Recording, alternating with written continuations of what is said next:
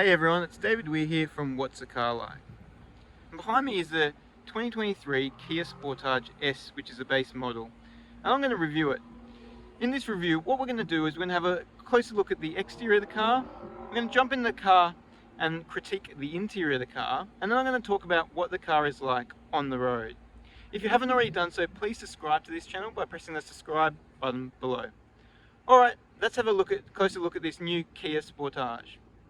So having a look at the front of the Kia Sportage here, and first thing I thought when these first came out is like, wow, these look really modern, really new, a big step up or a big difference from the previous Kia Sportage.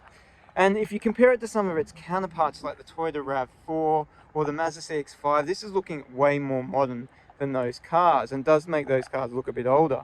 Having a closer look at the front here, you can see there is a lot of plastic around. You've got this chrome here that runs along the front there, and then you can see these boomerang style LED day running lights that they've got there, which is actually starting to become quite common across the Kia range there. No front fog lights in this one, and then a nice big black grille there. Having a look around the side, and straight away for me, it looks a lot bigger than the previous Kia Sportage. I know every time they seem to make a newer version of the car, it just becomes that tiny bit bigger. The wheels here, they're looking really good. They're nice, modern, futuristic, I think, looking wheels. They're 17-inch wheels, and the rubber on that is 235 wide and 65 profile, and so it should give you a pretty smooth ride. As we look at the side here, I find that there's not anything that really stands out a huge amount. Could have put maybe a few more lines to give it a bit more shape around here, but you've just got those chrome lines running along the bottom there, right near the plastic dark panel there. And then the only other thing which really stands out for me is this little chrome sort of edge on the 3/4 panel there, just to give it a bit more styling on the side. You can see it's got those chrome roof rails as well. Having a look around the back here, and it continues to look like a modern car. You've got that newish Kia badge you can see there. You've got these sharp rear lights here, and you've got the spoiler here to give it a bit of a sporty look, the shark fin aero you can see there. And what you will notice is there's no exhaust showing at all on this. They're all hidden underneath the rear bar there, which you can maybe see if I zoom in there. It's just one single exhaust. Well, that's the exterior of the car. What we're going to do is take you in the interior and have a look at the interior. Having a look at the interior here of the new Kia Sportage, what you'll notice straight away is it looks nice and modern. You've got a virtual cockpit there, which I'll talk about shortly, and then you've got the infotainment system there. If we hop in the car now so I can give you a bit of a closer look at that infotainment system, it's an 8-inch system. If you were to go the GT line or the SX, you get a 12.5-inch bigger system and a better version of the virtual cockpit, so you can actually, it looks more integrated. When I recently reviewed the Kia Niro, and it was actually last time I was in New Zealand in Auckland, so I got another Kia this time, I said this big piece of plastic here made it look a bit cheap, and I still think that. In the Sportage, it's just one panel. In the Niro, there was actually a line around there, so you could see it was actually two different panels, so at least this is just one panel. Critiquing things, I would take these buttons off there just to make it look a bit more small. They've actually done that with the higher versions like the SX and the GT line, so those buttons will not be existent there. If we have a look further down, you can see this has just got regular air conditioning, no climate control. It's got all your sockets that you need there, so it's got the 12-volt socket if you need, a USB and a micro USB socket as well. No wireless charging in this model. Having a look at the center console here, and what we can see is it's a very stark reminder that we've got the base model here. You'd have the heated seats in the other models, and that's the buttons there for those heated seats. In this model, you've just got the standard gear stick here. If you went up to the GT line, it's actually a knob here that you turn for your gears. And then you can see things like the drive mode. It's designed in a way that you think pressing it actually would change the drive mode, but it's actually a turn knob. So there's 4 different modes in this variant. So you've got eco mode, you've got normal mode, and you've got sports mode. Then you've got a new mode I haven't seen before in the Kias. It's called Smart. Not really sure what that mode is, but I would guess maybe that's in between normal and eco maybe.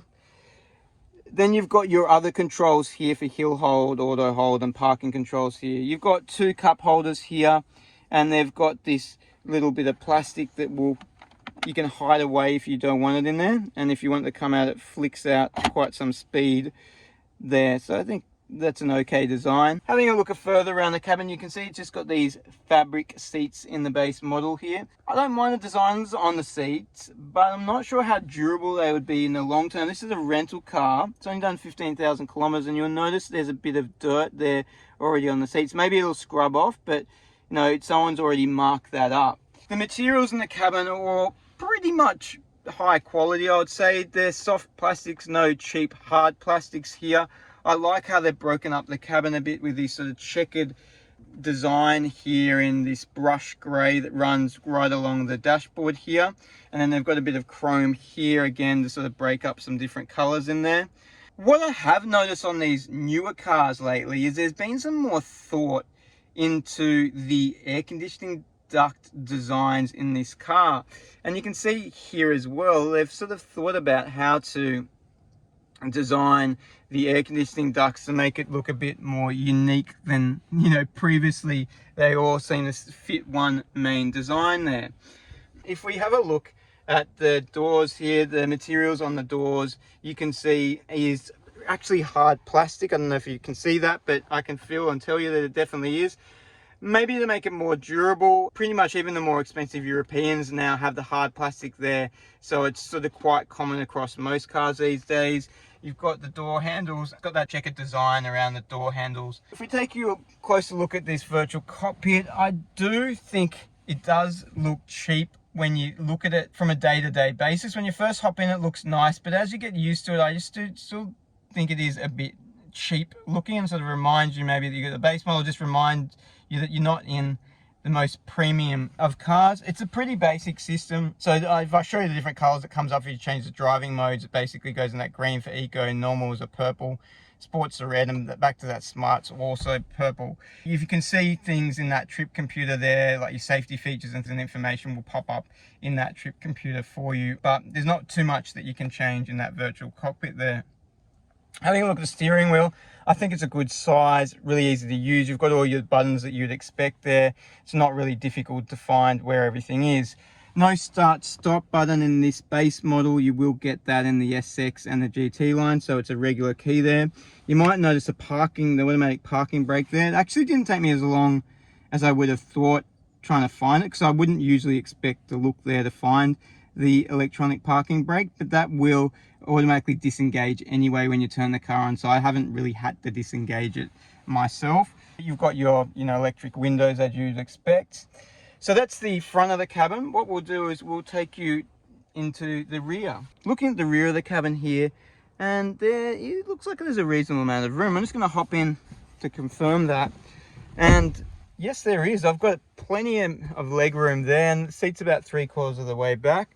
What's good is that drivetrain isn't coming up that much at all, so this middle seat is actually usable here. You do actually have 2 map holders in here. The last few Kias I've reviewed have only had 1 map holder in here, so I'm not sure why. Even the Kia Sportage GT, which I've reviewed, that review should be popping up now if you're interested to watch that, that only had 1 map holder in here, but we get 2 here, which is good. Rear air conditioning ducts. And as I can see, we don't have any USB charging points here for the entertainment if you want to plug in kids' devices or just a device in general there. Having a look around here, you can also see the headroom for me is quite good. I've got I'm under 6 foot, but I've still got a reasonable amount of headroom, so you'd have to be fairly tall to be touching the top there. You've got the normal fabric seats here, and we've got the center pull down there for your 2 cup holders, and also an armrest. If you push it down and put some weight on it, that'll be the angle that you'll need to use it for the armrest. Well, that's the rear seats here. What we'll do is take you around and have a look at the boot space. Boot space in this, it's a fairly standard 543 litre boot space, so a reasonable amount of space in here. You can see it doesn't have that fixed cargo cover. It's got the pull over cargo cover, which I actually prefer, because it doesn't mean you don't have to take it out if you're stacking things higher than that, than actually where the fixed cargo is. See, it does have a 12-volt socket in this, and I believe this car has a full-size spare in it. And yes, it does, which is very, very rare. It's rare these days to even get a spare tire in a car, let alone a full-size spare. And you've also got some storage around the tire if you're really trying to squeeze anything in there. I'm not sure, that looks like just sitting there, assuming if you go over bumps it's not going to make any noises or anything like that.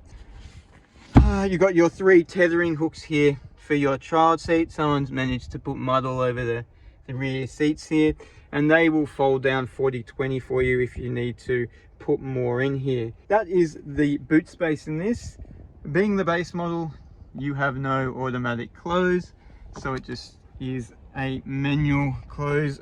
And the boot feels reasonably heavy actually, if you're just trying to close it with one hand there. All right, let's jump in the car and I'll talk about what it's like on the road. No cameraman today, so I won't actually be driving while talking about what the car is like, unfortunately. So I'll just tell you how it has been on the road. So when I first got in this car, the first thing that threw me straight away was how long it took me to connect to Apple CarPlay. I drive a lot of cars, right? And the longest it's ever taken me to connect to Apple CarPlay has been maybe a minute at most. In this car, it took at least 5 to 10 minutes to connect. I plugged in my normal USB socket, my micro USB like cable, because the normal USB didn't work. None of them worked. So it was like, it was grayed out on the Apple CarPlay. It wouldn't let me plug it in. So sitting there, okay, trying to project it, trying to connect wirelessly then. Just it was thinking, it wouldn't connect.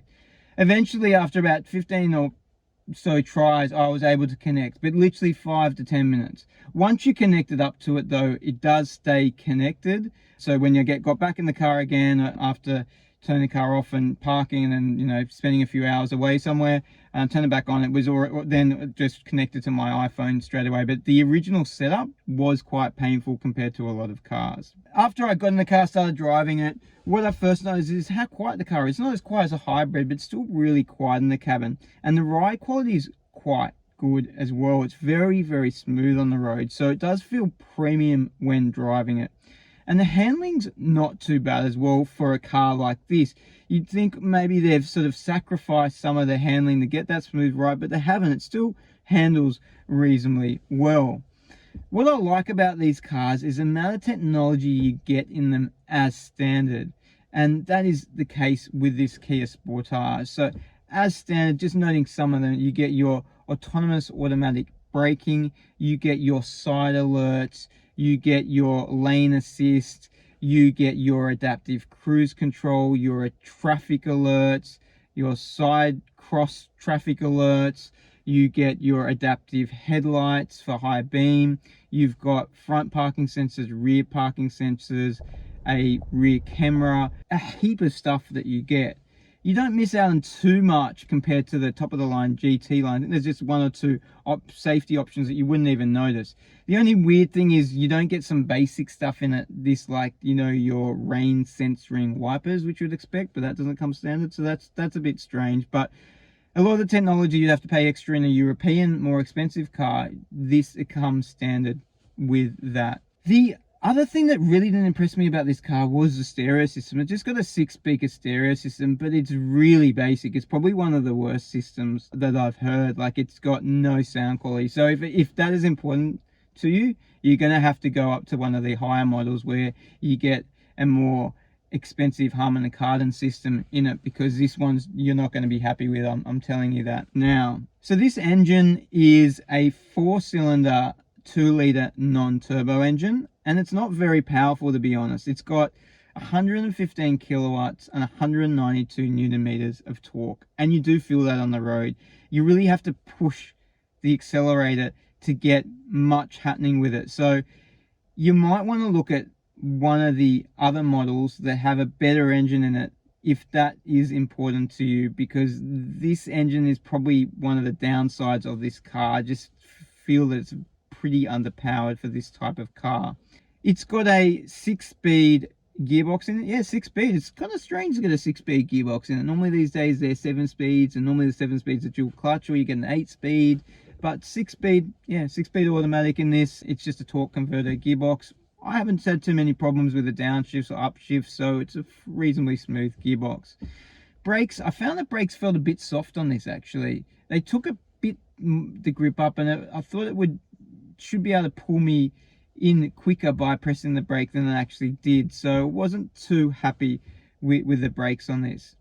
Other thing that hasn't impressed me is the fuel consumption on this. So Kia says it's 8.1 litres to 100 kilometres. First of which isn't the most fuel efficient, especially when you're thinking that this engine isn't that powerful. But I've struggled to get that, and I've been getting more in the 10 litres to 100 kilometres. Yes, most of my driving's been around the city, and I haven't even had to I haven't been putting my foot down that much. But as soon as you start to put your foot down, which you're going to have to because it's a small engine, then it's going to even chew more. So it's not the best with fuel, this car. View, I haven't found any blind spots or anything like that. It's pretty easy to sort of comfortable sitting spot in the car, and no blind spots I've noticed in the car at all. So in general, what do I think of this Kia Sportage? Look, it hasn't wowed me, to be honest. I haven't gone, wow, this is a fantastic car. You know, this is a car that someone who's looking for a mid-size SUV should definitely look at this car.